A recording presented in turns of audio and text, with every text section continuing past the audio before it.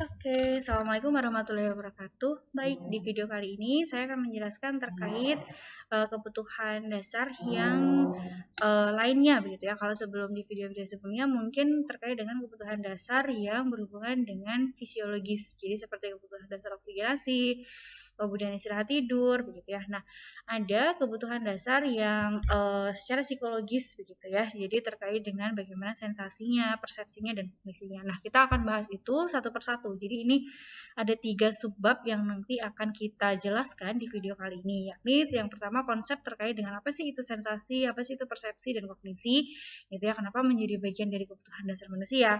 Nah, nanti di akhir video juga akan kita tampilkan berupa asuhan keperawatannya, mulai dari bagaimana pengkajiannya begitu ya, pengkajiannya, kemudian diagnosa keperawatannya, lalu apa sih intervensi atau luarannya juga begitu ya. Jadi luarannya dulu, luaran apa sih yang harus dicapai, kemudian intervensi apa sih yang harus dicapai. Nah, itu bagian dari proses dalam asuhan keperawatan gitu ya. Oke. Yang pertama adalah terkait dengan sensasi. Jadi definisi singkat sensasi adalah kemampuan untuk menerima, jadi kemampuan kita begitu ya sebagai manusia untuk menerima kemudian memproses. Jadi menerimanya tadi menerima apa sih? Menerima stimulasi ya. Stimulasi itu ada suatu hal yang datang gitu ya. Itu adalah bentuk stimulasi. Kemudian sensasi itu adalah tadi kemampuan untuk menerima dan memproses stimulasi tadi melalui organ sensori. Ya, organ sensori itu seperti apa? Contohnya gitu ya. Ada yang sangat mudah dipahami sebenarnya sensori begitu ya. Nanti secara tidak langsung itu masuk ke dalam tipe dari stimuli gitu ya. Kalau organ sensori itu organnya seperti apa? Mata gitu ya. Jadi mata akan menerima stimulasi berupa cahaya gitu ya. Kemudian telinga, pendengaran gitu ya. Organnya adalah telinga. Stimulasinya berupa apa? Oh, berupa suara begitu ya. Kemudian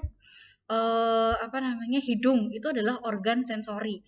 Stimulasinya berupa apa? Bau-bau seperti akhirnya bisa tercium begitu ya. Kemudian lidah begitu ya.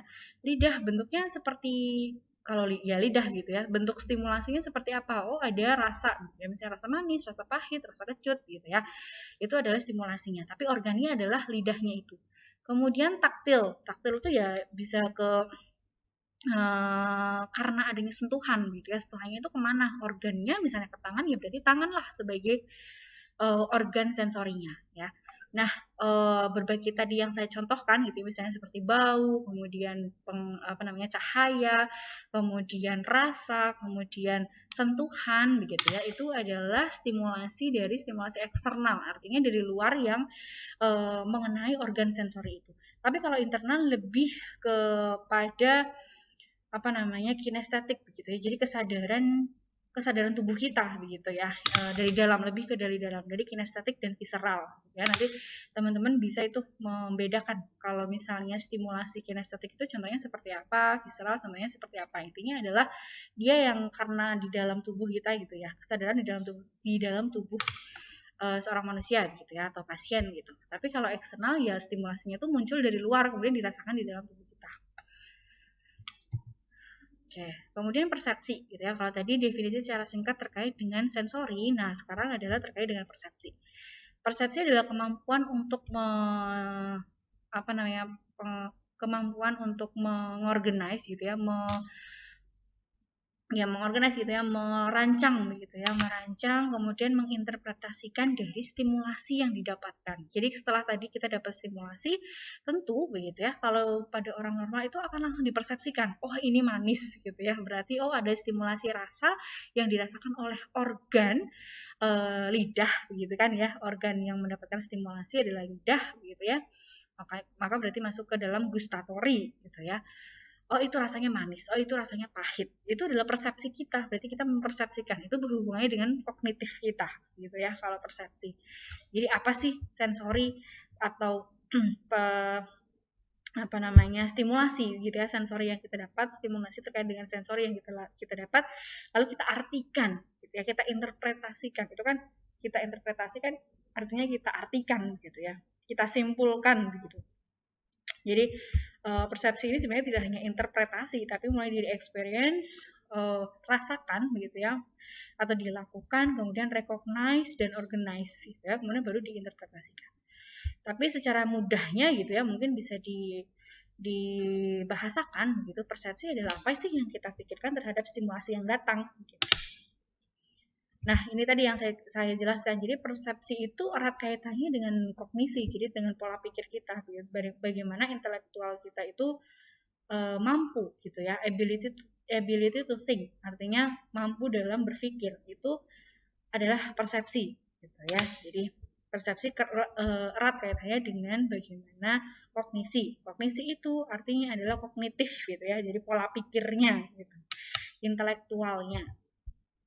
Nah, setelah itu ada yang namanya kognisi. Kognisi itu apa sih? Kognisi adalah kalau di sini gitu ya, process of organizing and interpreting stimuli are dependent on person's level of intellectual function.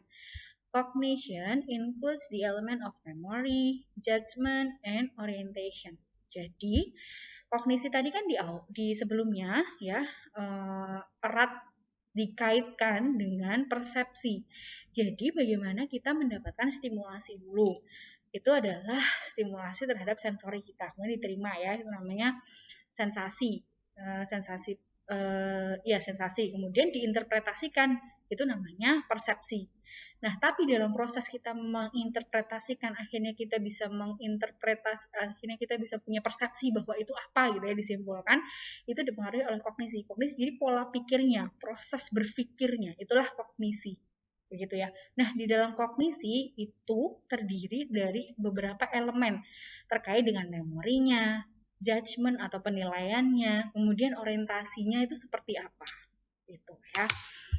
Kemudian well-being of individual is independent on the function of sensation, perception, and cognition, because it is through this mechanism that the person fully experience and interact with the environment. Artinya bahwa baik dari sensasi, lalu persepsi, lalu kognisi itu adalah satu kesatuan begitu ya.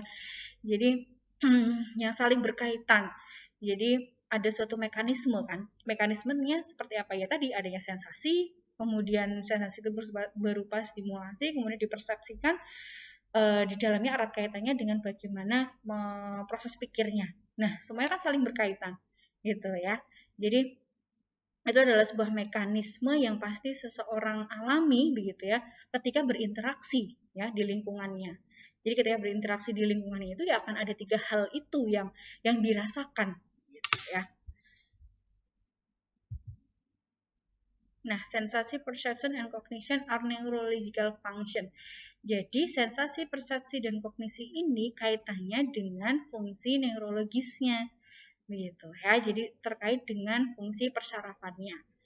The nervous system is composed of 2 major subsystem, central nervous system, kemudian peripheral nervous system. Jadi sistem saraf pusat gitu ya, dan sistem saraf tepi gitu ya. Yang dimana itu berisi somatik dan autosomatik sistem sarafnya. Jadi sistem sarafnya ada somatik dan autonomik begitu ya. Nah, melalui gambar ini kita bisa dengan mudah, mungkin nanti teman-teman bisa lebih perdalami terkait dengan sistem persarafan begitu ya. Tapi secara mudahnya untuk kita memahami apa itu sensasi, persepsi, dan kognisi, karena sensasi, persepsi, kognisi itu juga dikaitkan dengan atau hubungannya itu pasti dengan fungsi saraf gitu ya, fungsi neurologinya. Kalau biasanya ada sesuatu permasalahan di persarafan, bisa jadi organ kita untuk menerima stimulasi sensasi tadi itu terganggu, makanya akhirnya persepsinya pun jadi salah, kognisinya pun pasti jadi terganggu gitu ya. Misalnya ada permasalahan dari neurologinya, nervusnya, dari sarafnya gitu ya. Harapan saya teman-teman di sini bisa memahami kira-kira jalan pikirnya itu bagaimana sih, kok berhubungan dengan nervous system. Ya, karena kalau sarafnya bermasalah gitu ya, saraf kan ada saraf pusat dan saraf tepi. Ya, baik keduanya misalnya ada permasalahan, bisa jadi itu akan mengganggu sensasi, persepsi, kognisi, begitu ya. Nah, ini ya, nervous system ada 2, yang sistem saraf pusat dan sistem saraf tepi. Kalau sistem saraf tepi itu dibagi 2, yang voluntary dan yang autonomik gitu ya. Nah, kalau autonomik ada simpatik dan parasimpatik gitu. Kalau sistem saraf pusat itu otak, kemudian batang otak gitu ya, spinal cord, dan cover by three layer of matters atau meninges. Ini di apa namanya anatomi dari sistem saraf pusat gitu ya, yang berkait sistem saraf pusat itu berarti ada di otak kita gitu ya. Ada durameter, arachnoid, pia meter begitu ya. Ini dari brain gitu ya, atau otaknya.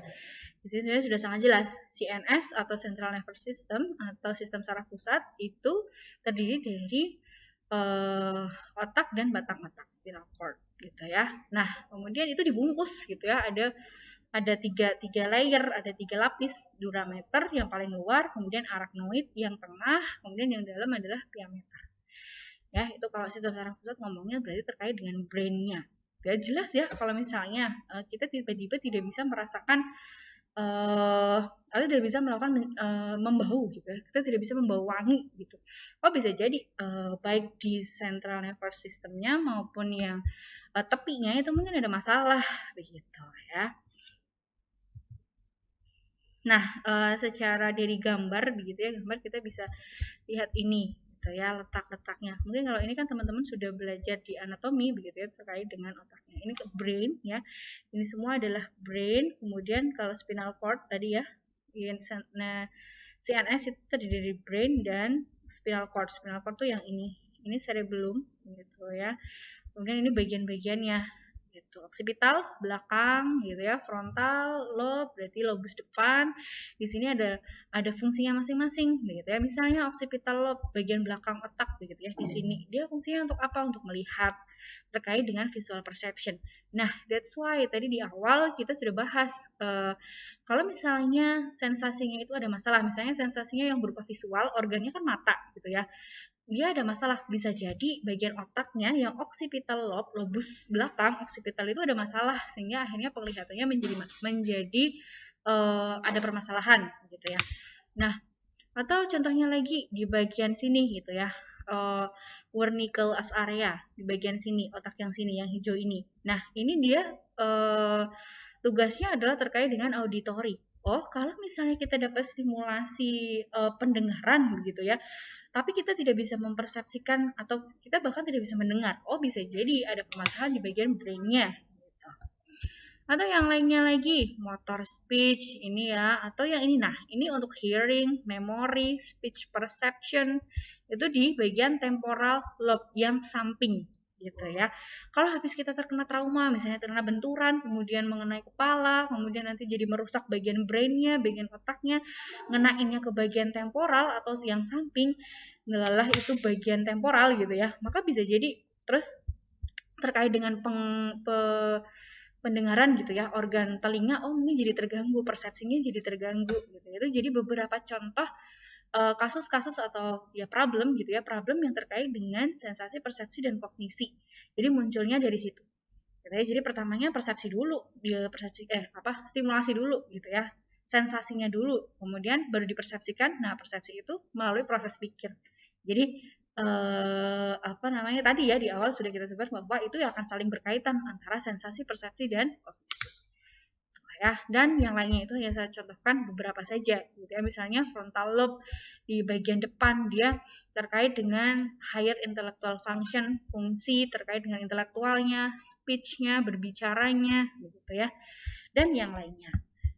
Misalnya brain ini terkait dengan brain system. Jadi brain system itu yang menganut semuanya ya, terkait dengan respiratory, kemudian cardiac regulation, jadi sistem jantung begitu ya, level of awareness, jadi kesadaran gitu ya, kesadaran pasiennya, semuanya yang akan diatur di brainstem ini. Oke, component of cognition gitu ya. Jadi ini untuk kognisinya. Jadi cognition itu include the cerebral function of memory, judgment, dan emotions gitu ya. Jadi kognisi di dalamnya itu terkait dengan memori gitu ya. Kemudian penilaian, judgment itu penilaian, kemudian emosi. Ya, jadi di dalamnya juga ada emosi terkait kalau kita membahas terkait dengan kognisi. Kemudian higher functions gitu ya. Ini masih sama sih, terkait dengan kesadaran gitu ya. Kalau kognisi itu juga terkait dengan kesadaran. Kemudian cognition itu bagaimana, karena kan itu berhubungannya dengan di otak begitu ya. Jadi bagaimana memorinya, bagaimana afek itu kan apa namanya, apa yang dirasakan kemudian beresponnya seperti apa gitu ya. Judgment, penilaian tadi, persepsi, kemudian bahasa. Kemudian consciousness, kalau misalnya ini semua dalam keadaan normal begitu ya, maka kesadarannya ya dia compos mentis begitu ya, artinya betul-betul sadar, betul-betul kesadarannya baik, pola pikirnya baik, sesuai begitu ya. Tapi kalau misalnya ada salah satunya ini bermasalah begitu, mungkin nanti teman-teman akan banyak menemukan ini di pasien-pasien jiwa gitu ya, terkait dengan memori, afek, penilaian, persepsi, bahasa gitu ya. Kalau misalnya salah satunya ada permasalahan, bisa jadi ada permasalahan di consciousness, kesadarannya ya. Kesadarannya bisa saja dia sadar penuh tapi secara kognitif misalnya terganggu gitu ya, itu bisa jadi. Nah, ini consciousness adalah a state of awareness of self, others, and surrounding environment. Jadi consciousness adalah tingkatan kesadaran dari diri kita, kemudian orang lain, dan lingkungan sekitar kita. Jadi consciousness misalnya kita gitu ya, kita sadar diri kita sendiri ini seperti apa, sedang apa, gitu ya, dalam keadaan apa. Kemudian kita juga menyadari orang-orang di sekitar kita, lingkungan di sekitar kita. Itu adalah consciousness, gitu ya. Jadi kalau consciousness itu interaksi gitu ya, antara kognitif kita, intelektual kita dengan emotional function kita, fungsi emosional kita. Itu adalah consciousness. Jadi nggak cuma sadar melek begitu aja, tapi secara emosi juga sadar.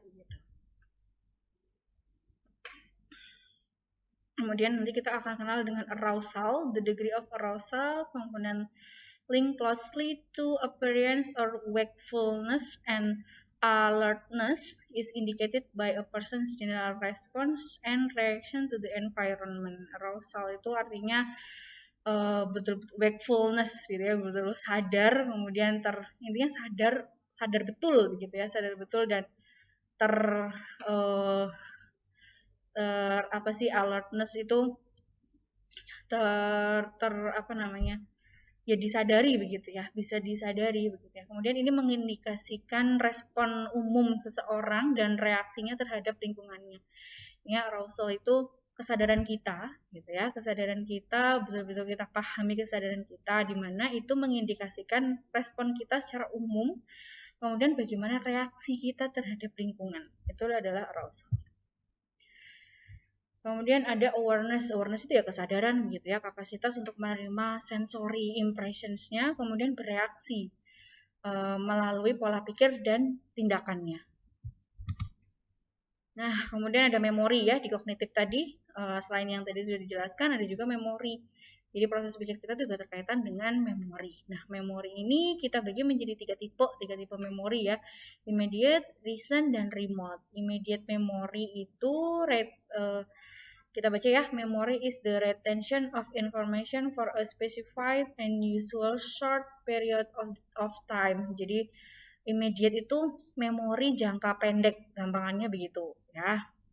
Misalnya contohnya ya di sini fungsi bagaimana recall of the telephone number long enough to dial it.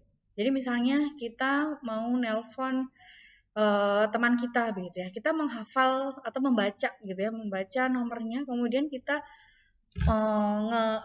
ngetik nomor itu kembali begitu ya, mengingat nomor itu kembali, itu adalah memori jangka pendek gitu ya. Kalau recent memory is the result of events that have occurred over the past 24 hours. Jadi kalau sudah sehari, misalnya kita hari ini mengingat sesuatu begitu ya, besok kita ingat lagi dalam 24 jam begitu ya, itu adalah recent memory. Jangkanya sampai 24 jam.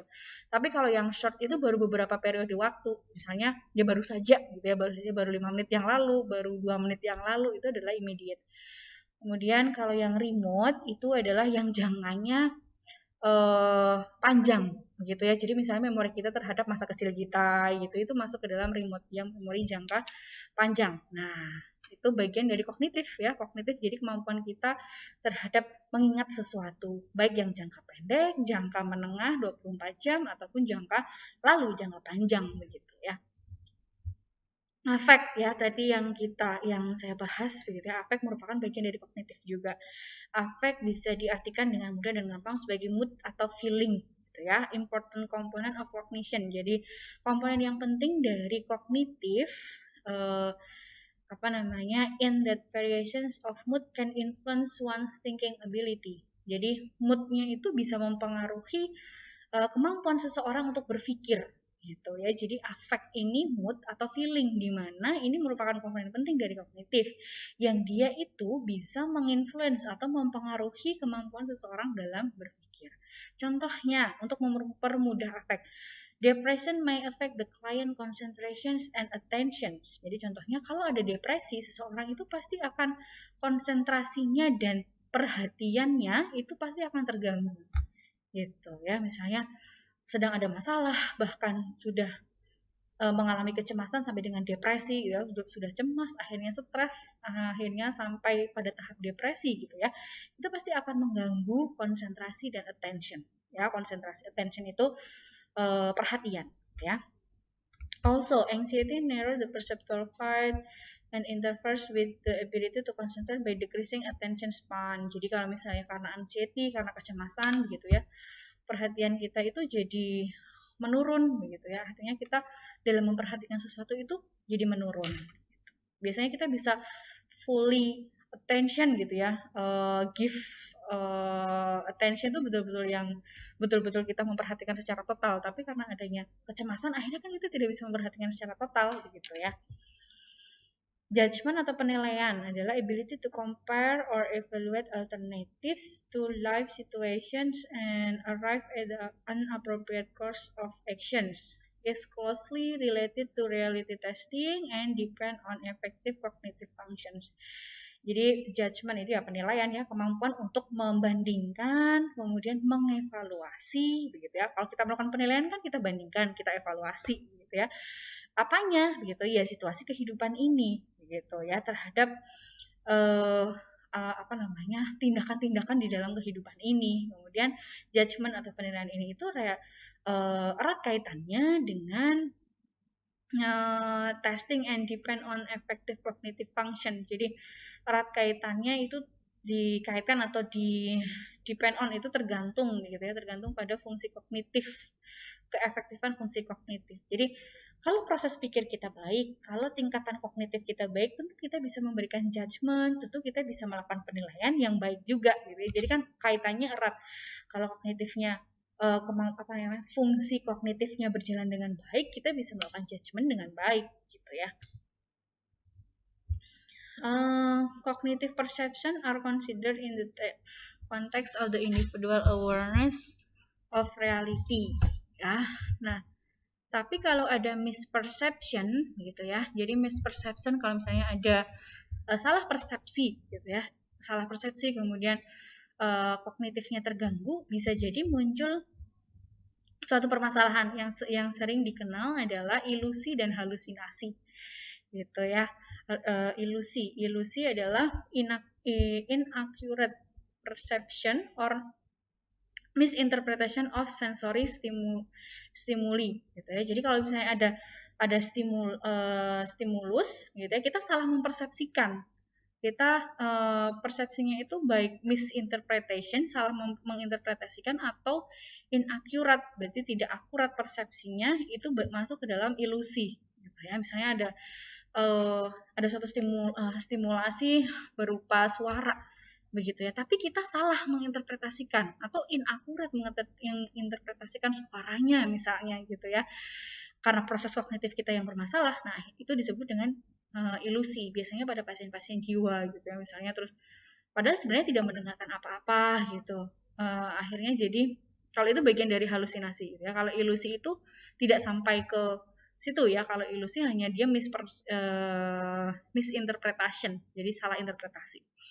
Tapi kalau halusinasi ya, sensory perception that occur in the absence of external stimuli and is not based on reality. Jadi hallucination adalah persepsi sensorinya itu gitu ya, sebenarnya nggak ada persepsi sensori yang eksternal. Contohnya kayak misalnya eksternal tadi kan yang tentang suara begitu ya. Kemudian taktil gitu ya. Jadi kalau halusinasi itu misalnya seperti saya mendengar suara ada yang memanggil-manggil, padahal itu tidak ada ya. Ini is not based on reality. Itu tidak sesuai dengan kenyataannya. Sebenarnya tidak ada tapi orang itu bisa merasakan itu. Gitu ya. Bagi orang itu dia mendengarkan, tapi bagi orang yang normal itu tidak ada. Itu namanya halusinasi. Itu kalau pendengaran. Tapi halusinasi kan ada halusinasi pendengaran, halusinasi penglihatan gitu ya. Jadi tergantung macam halusinasi itu tergantung pada eksternal stimulasi apa yang didapatkan. Gitu ya. Jadi bisa berupa penglihatan, penciuman, pendengaran tadi ya, yang 5 macam tadi. Language ini terkait dengan bahasa ya. Di dalam otak tadi pun bahasa kan ada diatur gitu ya. Kemudian terkait dengan proses kognitif. Jadi bagaimana bahasa itu terkait juga dengan kognitif kita gitu ya. Terkait juga dengan kalau misalnya di otak tadi kan yang speech gitu ya, berbicara itu kan bagian dari language. Makanya kalau di anak-anak itu perkembangan gitu ya, ketika menilai perkembangan bahasa itu juga akan dinilai gitu ya. Melihat perkembangan pada anak itu kan di golden period dari 0 sampai 72 bulan gitu ya. Itu mulai dari 0 sudah harus dilihat bahasanya, perkembangan bahasanya itu bagaimana gitu ya. Jangan-jangan dia sampai telat berbicara misalnya. Seharusnya dia sudah bisa bilang mama papa, belum bisa bilang begitu ya. Itu adalah bagian dari proses kognitif juga. Ini ya, language perception, hearing, seeing, writing, saying, ya ini bagian dari persepsi bahasa. Nah, kemudian apa sih faktor-faktor yang mempengaruhi dari sensasi, persepsi, dan kognisi? Tentu usia, ya. Kan semakin bertambahnya usia, seharusnya kalau stimulasinya bagus, begitu ya, diberikan stimulasi yang bagus, anak-anak itu akan mampu berkembang sesuai dengan tahapannya. Ya, jadi usia itu akan mempengaruhi 0 misalnya gitu ya. Yang tadinya kalau 0 kan bahasanya ya hanya bisa dengan menangis begitu ya. Komunikasinya hanya bisa dengan menangis, berbicaranya hanya bisa dengan menangis. Tapi ketika sudah mulai misalnya usia 6 bulan gitu kan ya, itu kan ya harusnya sudah berbeda ketika dengan lahir begitu, sudah bisa mengungkapkan kata begitu ya, karena harus ada ukurannya. Usia segini harus sudah bisa mengucapkan mama papa begitu ya. Kemudian menunjuk barang begitu, itu kan bagian dari bahasanya gitu ya, perkembangan bahasanya. Kemudian lingkungan juga akan mempengaruhi gitu ya. Kemudian lifestyle, gaya hidupnya. Kemudian stres jelas ya, kalau misalnya tadi misalnya mood ya, mood atau yang affect tadi ya, kalau kita ada depresi, ada stres ya pasti itu akan mempengaruhi mood, akhirnya mempengaruhi pola cognition-nya gitu ya. Kemudian adanya penyakit dan adanya penggunaan obat bisa jadi akan mempengaruhi sensasi, persepsi, dan kognisinya. Nah, beberapa permasalahan yang mungkin muncul begitu ya terkait dengan sensasi, persepsi, dan kognisi, tentu ada sensori defisit. Artinya sensorinya itu bermasalah. Jadi ada perubahan persepsi dari stimulasi sensori gitu ya. Jadi ada defisit. Paling tidak ini bisa mempengaruhi 5 sense tadi gitu ya, 5 organ tadi yang mulai dari penciuman, penglihatan, pendengaran gitu ya, itu yang terganggu. Kalau dari salah satunya itu bermasalah, bisa jadi dia dimasukkan ke dalam permasalahan sensori defisit. Ya, contohnya sensori defisit pada penglihatan, kemudian kehilangan pendengaran gitu ya. Misalnya pada pasien-pasien katarak, glaukoma gitu ya. Kemudian yang kehilangan suara karena proses degeneratif begitu, itu kan bisa saja terjadi. Nah, itu kan bagian dari sensori defisit problemnya gitu ya, atau bukan penyakit ya, problem gitu ya. Kemudian ada yang namanya sensory deprivation gitu ya. Sensory deprivation itu menurun gitu ya, sensory inputnya dari internal ataupun eksternal, lingkungan internal maupun eksternal itu menurun gitu ya. Ditandai dengan alteration in sensory perception. Jadi sensory persepsinya itu menjadi ada masalah, ditandai dengan itu. Sensory deprivation ditandai dengan gangguan dalam persepsi sensorinya gitu ya. seseorang itu bisa mengalami sensory deprivations karena penyakitnya, karena traumanya, karena isolasinya, gitu ya. Nah, individual who are sensory deprivation ini jadi beberapa yang mungkin dialami oleh seseorang yang mengalami sensory deprivation, gitu ya. Jadi mulai dari inability to concentrate, susah berkonsentrasi, kemudian memorinya sangat lemah begitu ya dalam mengingat baik jangka pendek, panjang maupun menengah gitu ya. Kemudian impaired problem solving ability, jadi kemampuan untuk melakukan pemecahan suatu masalah itu menjadi terganggu. Kemudian ada confusion, irritability, ada emosional itu menjadi labil, mood swing gitu ya. Ada depresi, kemudian ada apatis, ada sering bosan gitu ya. Kemudian bahkan sampai mengalami halusinasi. Itu masuk ke dalam sensory deprivation. Kalau di Nanda gitu ya, diagnosa Nanda itu ada sensory deprivation itu seperti apa. Nah, ini adalah pengkajian terkait dengan screening atau deteksi dini terkait dengan neurologikalnya. Kan kita bahas di awal tadi ya, baik sensori, persepsi, dan kognisi itu pasti berhubungan dengan neurologikalnya, dengan sistem sarafnya. Nah, ini adalah beberapa assessment parameter, jadi parameter pengkajian yang bisa digunakan.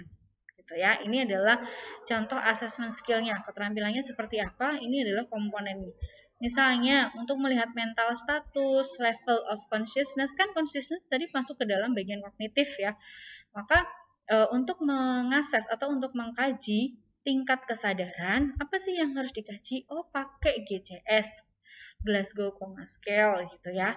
Jadi teman-teman akan belajar di KMB kalau nggak saya itu akan melihat GCS-nya berapa. Kalau kurang dari 15 statusnya apa? Gitu ya, berarti nggak sadar penuh. Kemudian untuk mengecek sensasi, ini kan bagian dari sensasi, persepsi, kognisi. Ya. Intinya yang berkaitan dengan neurologikal, ya berarti yang berkaitan dengan sensasi, persepsi, kognisi, lalu berkaitan dengan neurologikal. Sensasi gitu ya, contohnya skillnya yang dilihat apanya gitu ya, misalnya mengakses nyeri, kemudian vibration in the hand, kemudian feet, kemudian dengan apa namanya, ya intinya mengakses sensasinya gitu ya. Kemudian saraf kranial, nanti itu juga bisa untuk melihat tingkat apa namanya neurologikalnya itu normal atau abnormal gitu ya, jadi 1 sampai dengan 12. Nah, di sini ada masing-masingnya. Jadi ada 12 saraf kranial itu untuk mengetahui terkait dengan bagaimana sensori, persepsi, dan kognisinya gitu ya. Nanti tapi ada masing-masing. Saraf kranial 1 untuk apa, 2, 3, 4, 5 sampai dengan 12 ya. Kemudian fungsi cerebellar, misalnya pakainya ini, gitu ya. Kemudian fungsi refleks, sebenarnya refleks ini ada muscle stretch reflex, begitu ya. Jadi ada refleks bicep, tricep. Kemarin kita belajar satu refleks, begitu ya, yang di kaki, begitu ya.